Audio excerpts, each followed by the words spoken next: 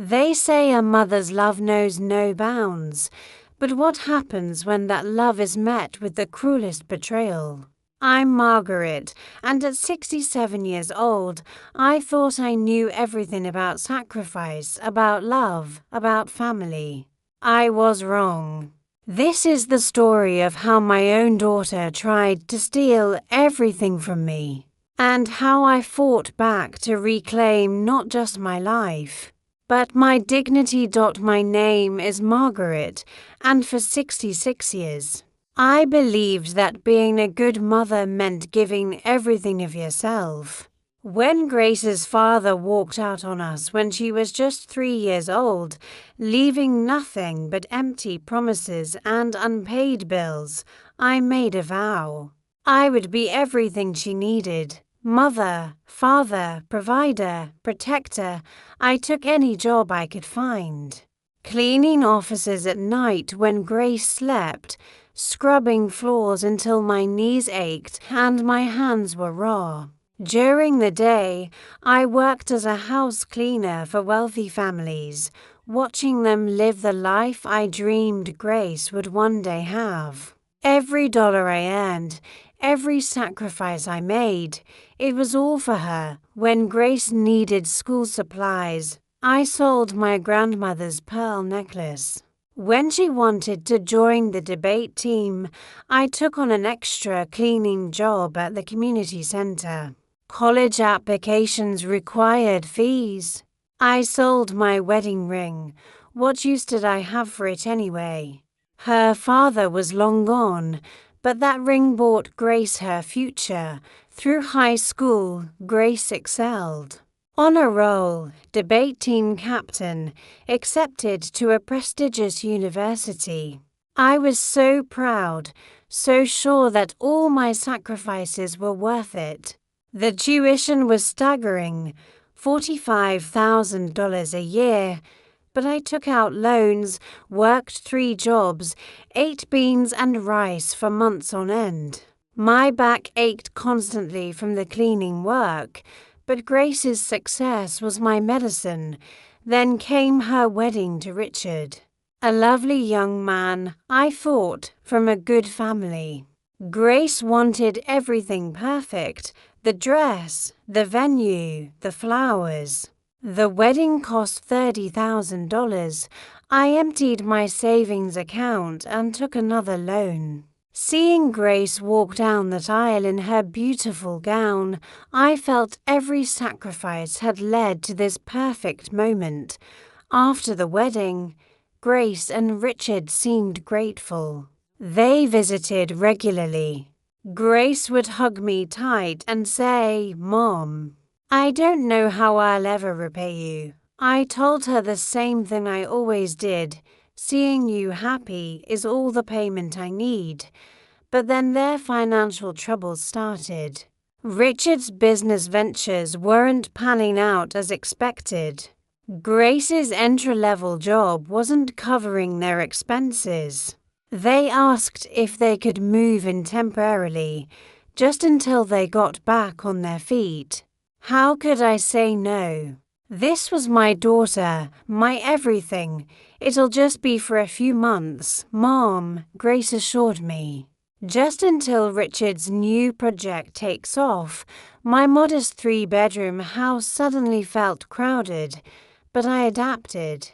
I gave them the master bedroom and moved into the small guest room. They took over the living room with their belongings, their friends, their lives.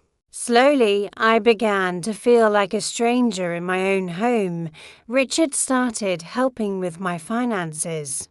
"Margaret, you're getting older," he'd say with that charming smile of his. "Let us help organize your paperwork. We're young, we understand these new banking systems." He convinced me to add Grace as a joint account holder for emergencies. It seemed reasonable. After all, Grace was my daughter. Then came the appointments with doctors I'd never seen before. Grace would drive me to these visits, explaining that she'd found specialists who could help with my memory issues. I was sharp as ever, but Grace insisted I was forgetting things. She'd show me lists I supposedly made and forgot, appointments I allegedly missed. "Mom, yesterday you asked me the same question 5 times, she'd say with concern dripping from her voice. "You called me by Dad's name twice last week. None of this was true, but her conviction made me doubt myself. Was I losing my mind? The doctors were sympathetic but thorough. They asked leading questions about confusion, forgetfulness, difficulty managing daily tasks. I answered honestly I was fine, managing perfectly well, but somehow the reports that came back painted a different picture. Grace would show me the papers with clinical terms I didn't understand, shaking her head sadly. Months turned into a year, then longer. Grace and Richard's temporary stay became permanent. They weren't paying rent, weren't contributing to groceries or utilities, but I didn't want to be the demanding mother-in-law. This was my daughter, and she needed my help. Richard had convinced me to let him handle my banking to make things easier. Statements came to the house, but he always collected the mail first.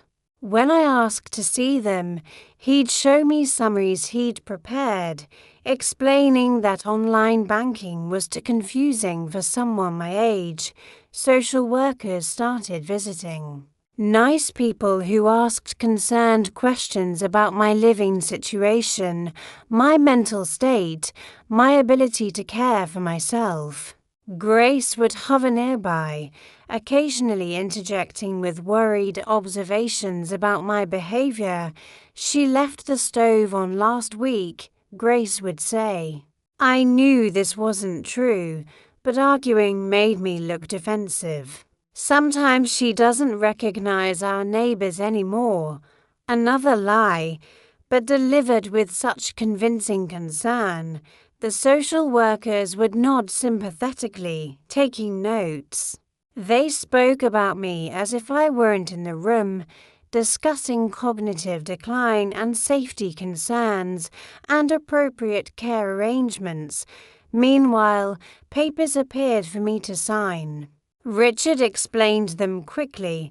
Updates to insurance policies, refinancing documents to get better rates, medical directives to protect me in emergencies. I trusted them.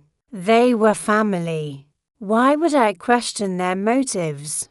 My cousin Carol worked at the county clerk's office, and Richard had struck up quite a friendship with her. They chat about property records, filing procedures, the bureaucratic maze of county government.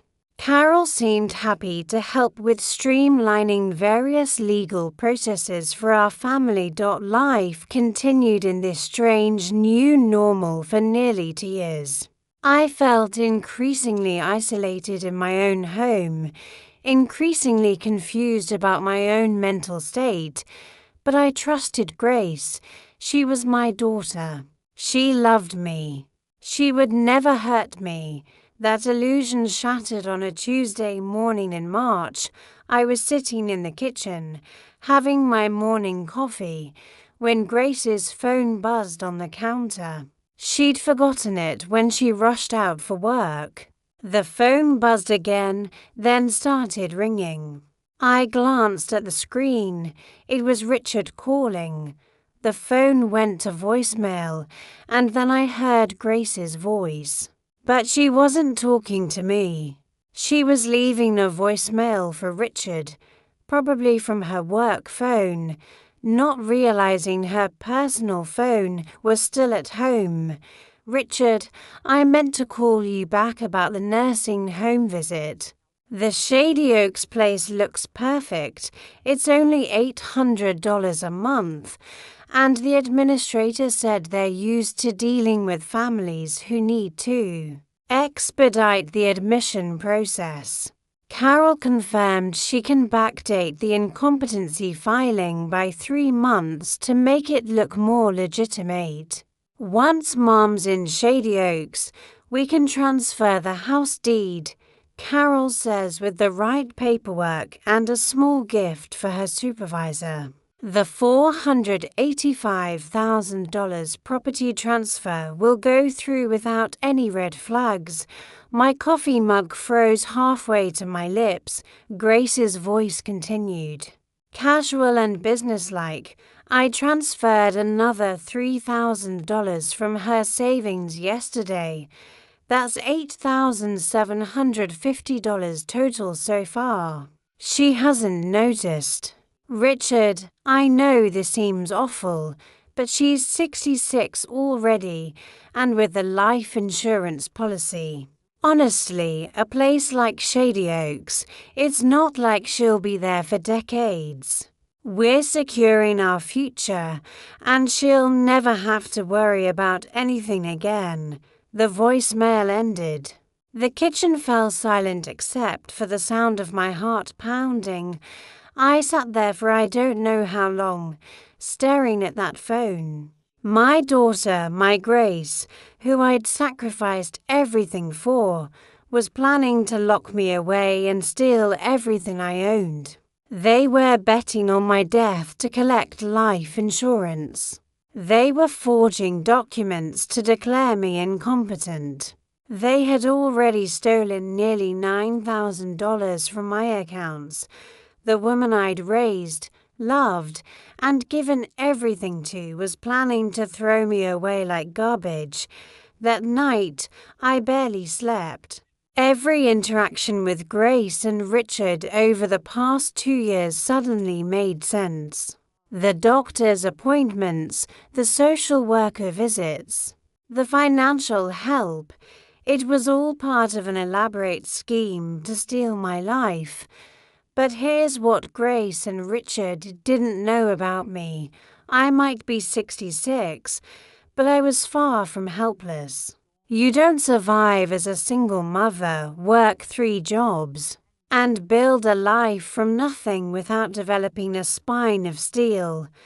The next morning, while Grace and Richard were at work, I began my counterattack. First, I went to the bank. I told them I needed to review all account activity for the past year. The bank manager, Mrs. Henderson, had known me for 15 years. She pulled up my accounts and walked through every transaction with me. Double quotes Mrs. Margaret. I see several withdrawals and transfers here that you didn't initiate in person, she said, frowning at her screen. These electronic transfers, did you authorize these? No, I said firmly. I did not. Mrs. Henderson's expression grew serious. Mrs. Margaret, I'm afraid we have a problem. These transactions show clear signs of unauthorized access. This appears to be fraud. We spent 2 hours going through everything. The $8,750 Grace mentioned was actually just the beginning. Over 18 months, they had systematically transferred $23,500 from my savings account to accounts I'd never seen before. What do I need to do? I asked *. Next, I paid a visit to my cousin Carol at the county clerk's office. Carol was 15 years younger than me, and we'd always had a cordial relationship. She had no idea I knew about her involvement in the scheme. Carol, honey, I said, settling into the chair across from her desk. I need to ask you about some property documents that might have been filed recently regarding my house. Carol's face went pale. She started shuffling papers nervously. Oh, Margaret, What kind of documents? The kind that my daughter and her husband asked you to help with, I said quietly. The kind that someone might backdate to make them look more legitimate. Carol's hands were shaking now. Margaret, I can explain. I'm sure you can, I said. But first, I need you to pull every document that's been filed regarding my property in the past 2 years. Every single one. Carol reluctantly accessed her computer and printed out a stack of documents. There were 3 forms declaring me mentally incompetent, backdated as Grace had mentioned. There was a deed transfer form, not yet filed. That would sign my house over to Grace for the nominal fee of $1. There were medical authorizations that would give Grace power of attorney over all my affairs. All of these documents bore my signature. Signatures I had never written. Carol, I said, my voice steady despite my racing heart, these are forgeries. Every signature on these documents is fake. Carol was crying now. Margaret, Grace said you were sick. She said you needed help, and that this was the only way to protect your assets from being lost if you went into care. She said it was what you wanted, but you were too confused to understand the paperwork, and you believed that required forging my signature. She said you'd signed them, but they got lost, and you were too confused to sign them again. She gave me $500 to help process them quickly. I pulled out my phone and started recording. Carol, I need you to tell me exactly what Grace and Richard asked you to do. Through tears, Carol confessed everything. The backdated incompetency filings. The planned property transfer. The $500 bribe. The lies about my mental condition. I recorded every word. What happens now?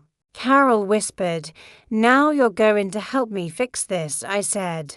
We're going to reverse every fraudulent filing. You're going to provide me with copies of everything. And Carol, you're going to hope that cooperation helps when this all comes out.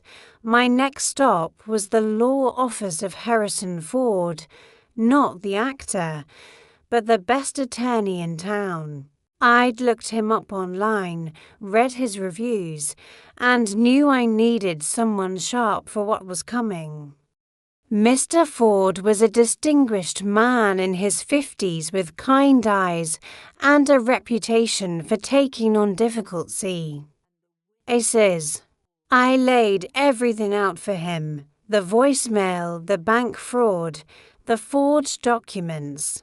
Carol's confession recording. Double quotes Mrs. Margaret. He said after reviewing everything. This is one of the most comprehensive elder abuse cases I've ever seen. Your daughter and son-in-law could face serious jail time. Fraud, forgery, conspiracy, exploitation of an elderly person. We're talking about multiple felonies. What are my options? I asked. We have two paths, Mr. Ford explained. Criminal charges, which could result in prison time for them, or civil action to recover damages. Given the strength of your evidence, we might be able to pursue both. I want them to face consequences, I said.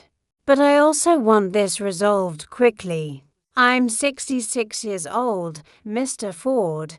I don't want to spend my remaining years in court battles.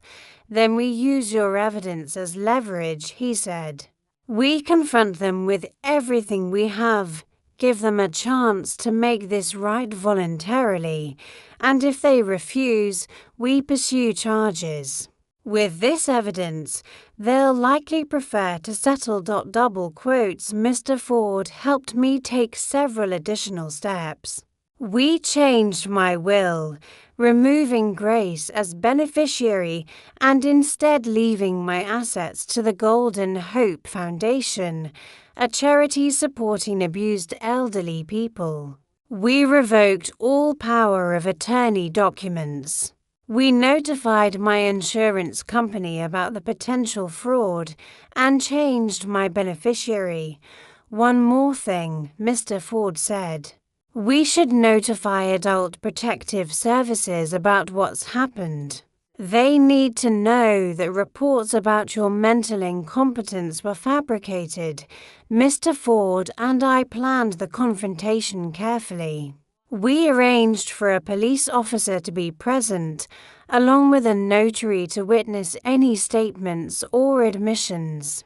We chose to do it at my house, their house, as they probably thought of it by then. On the appointed Thursday evening, I waited in the living room.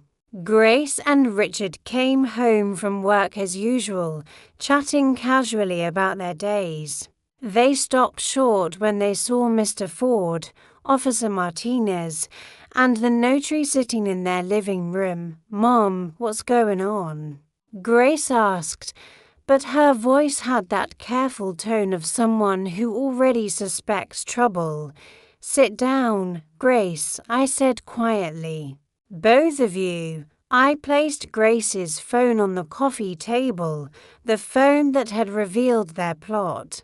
"First, I want you to listen to something." I played the voicemail. Grace's own voice filled the room, casually discussing nursing homes, property transfers, backdated documents, and her expectation that I wouldn't live long at Shady Oaks. The color drained from both their faces. That's not," Grace stammered. "It's your voice, Grace," I said. "Your words. Your plan to steal my life." Richard started to stand up. "This is some kind of misunderstanding."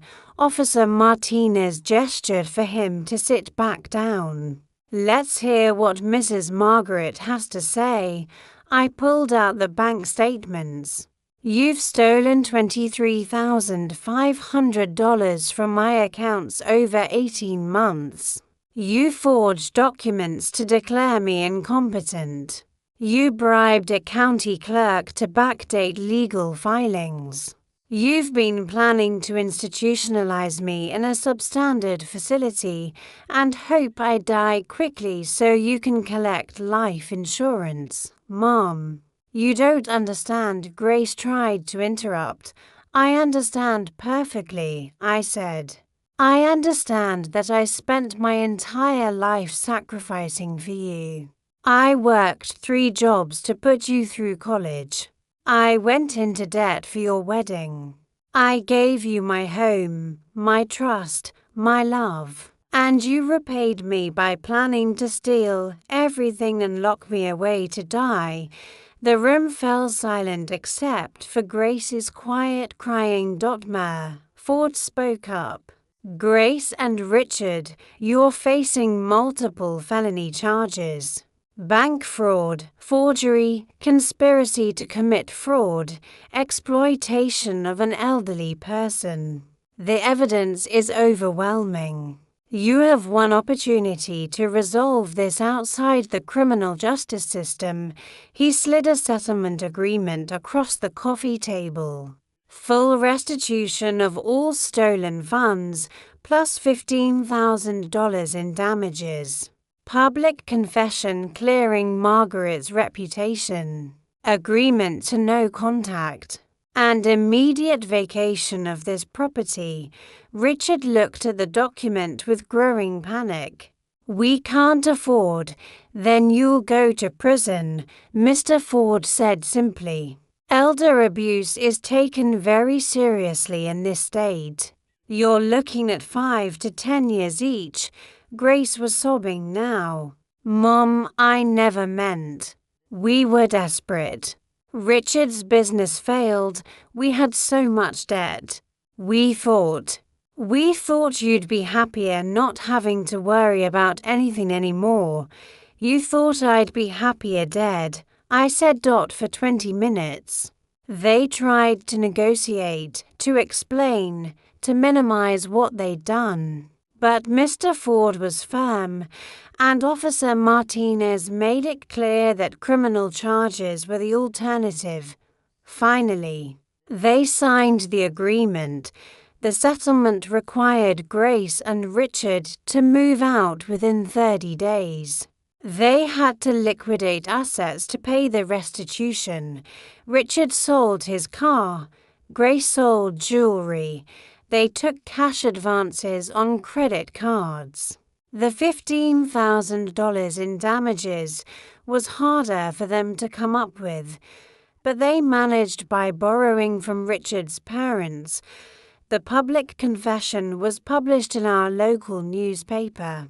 Grace and Richard publicly admitted to fraud, forgery, and elder abuse, clearing my reputation with the doctors, social workers, and community members who had been told I was mentally incompetent.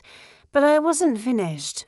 After they moved out, I filed a report with the IRS through my careful observation over 2 years. I knew that Richard's failed business ventures had involved significant cash transactions he'd never reported.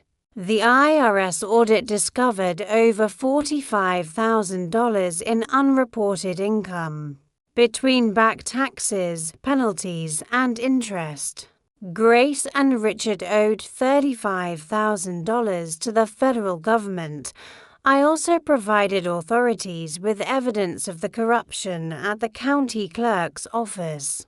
Carol's confession recording led to an investigation that exposed a broader pattern of document fraud. Carol was fired and faced criminal charges. 3 other employees were terminated. Most importantly, the investigation identified 12 other elderly residents who had been victims of similar schemes.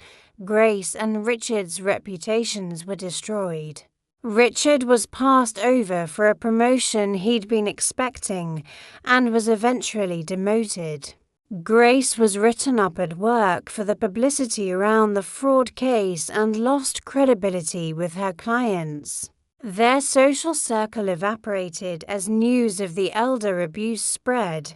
***, their marriage began showing serious strain. Financial pressure, legal troubles, and public shame created constant conflict. Friends told me they'd seen them arguing publicly, and rumors of separation circulated. But karma had more in store for them. In the months following the settlement, Grace and Richard's lives continued to deteriorate. The financial restitution had forced them to liquidate most of their assets. The IRS debt meant wage garnishments and frozen bank accounts.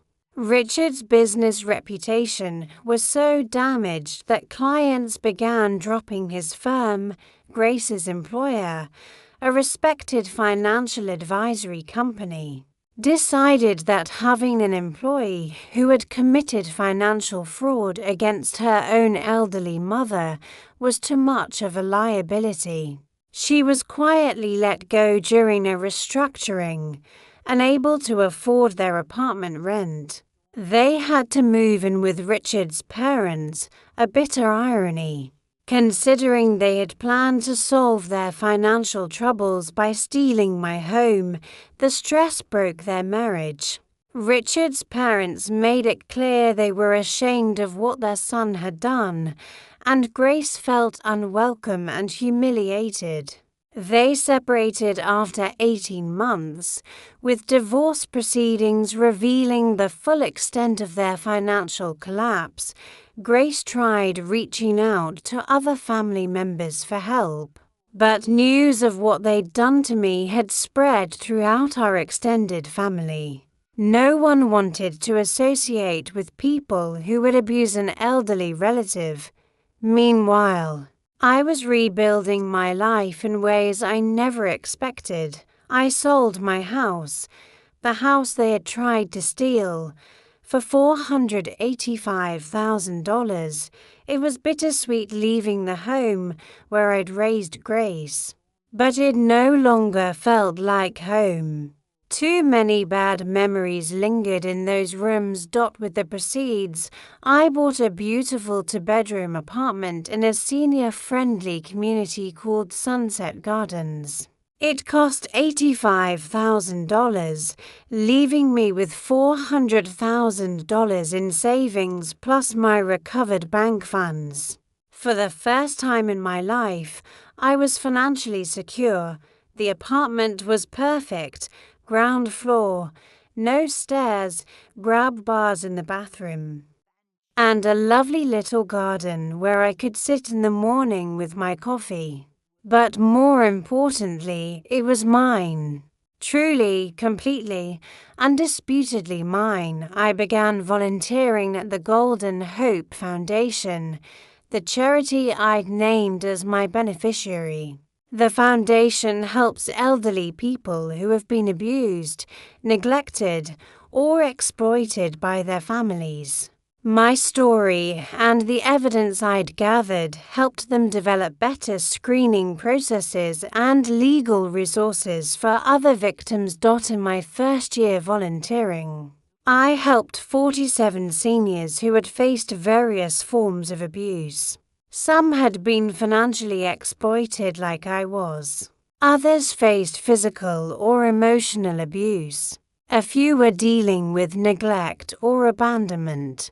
Each story broke my heart, but each person I helped heal a little piece of my own wounded soul.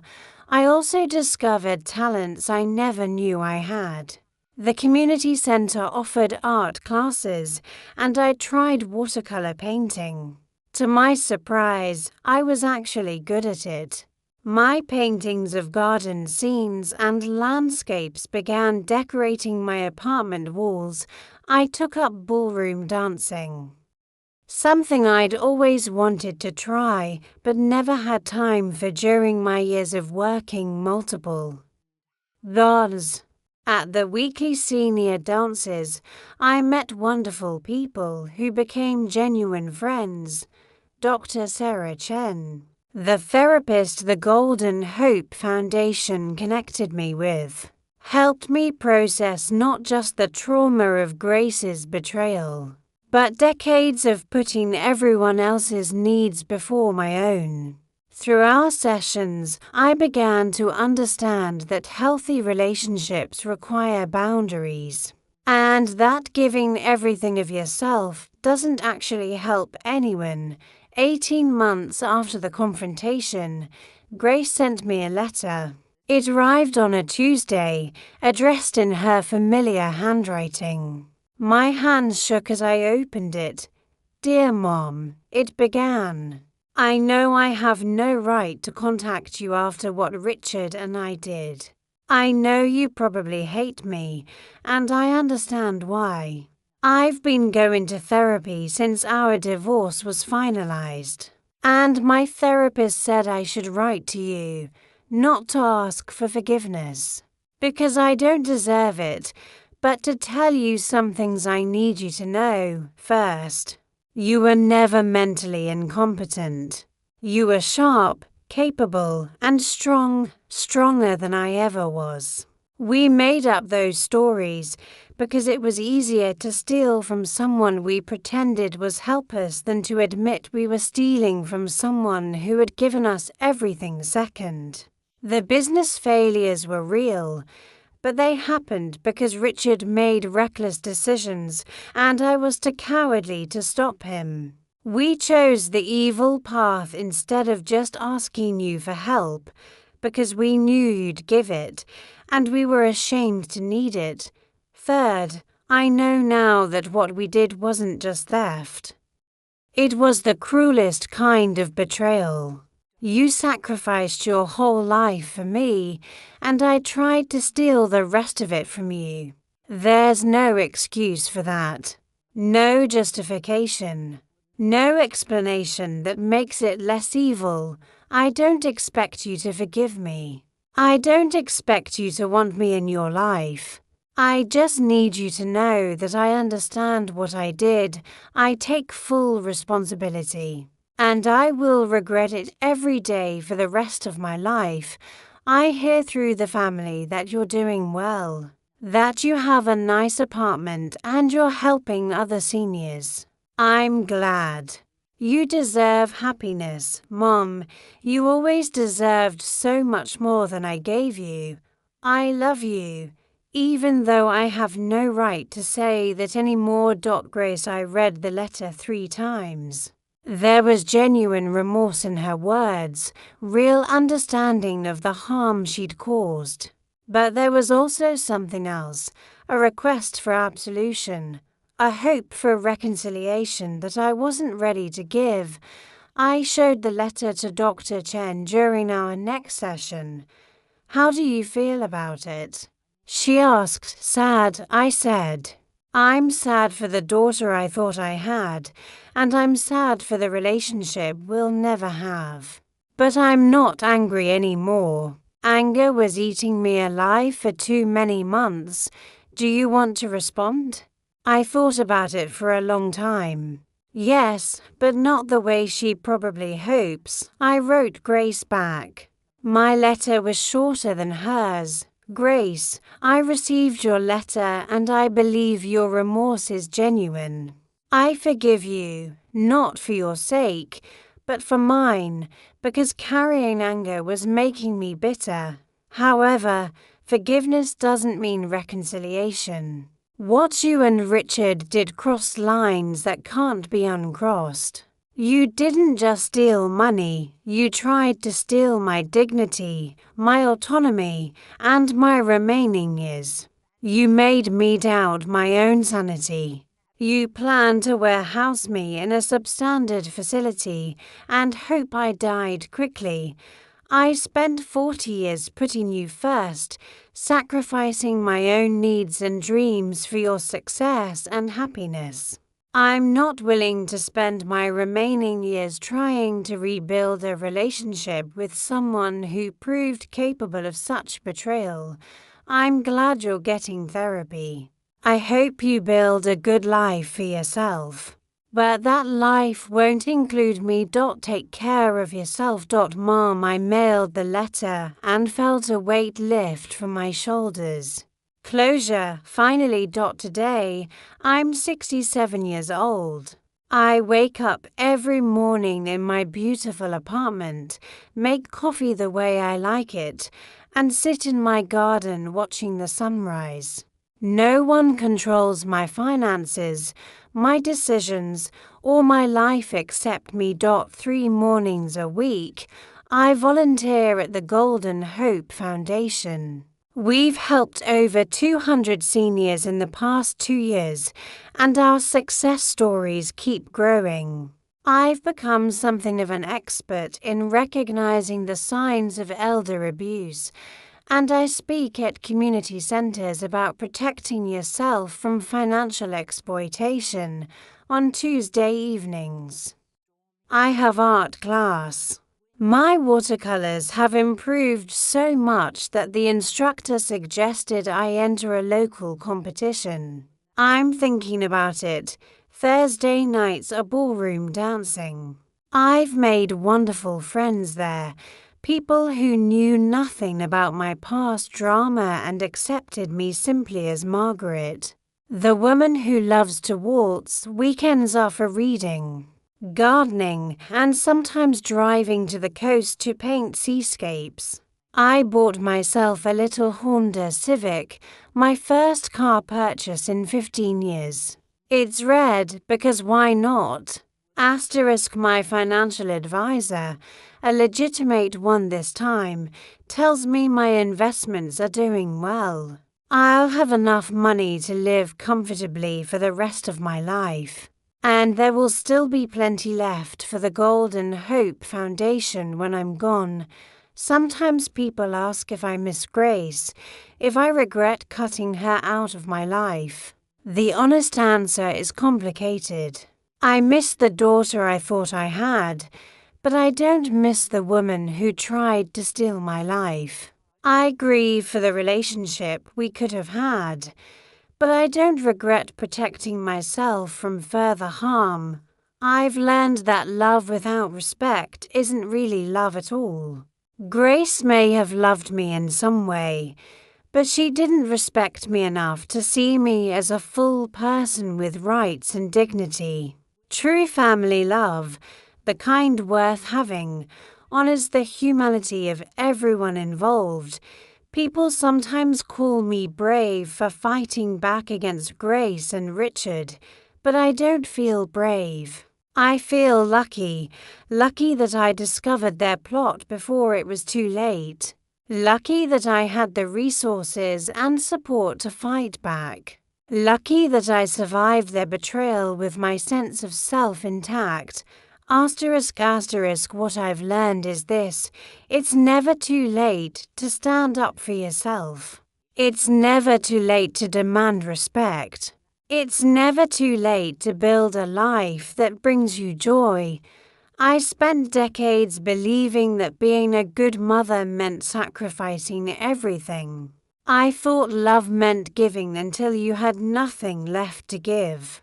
I was wrong. Real love, healthy love, requires boundaries. It requires mutual respect.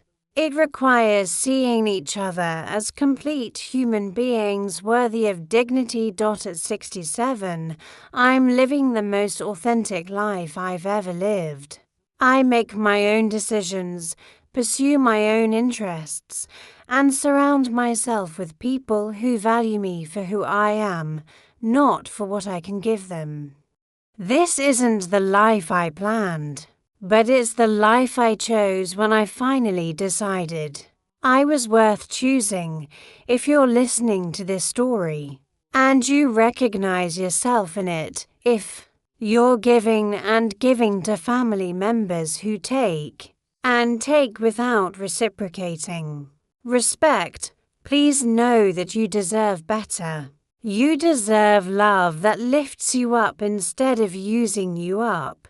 You deserve relationships that honor your worth.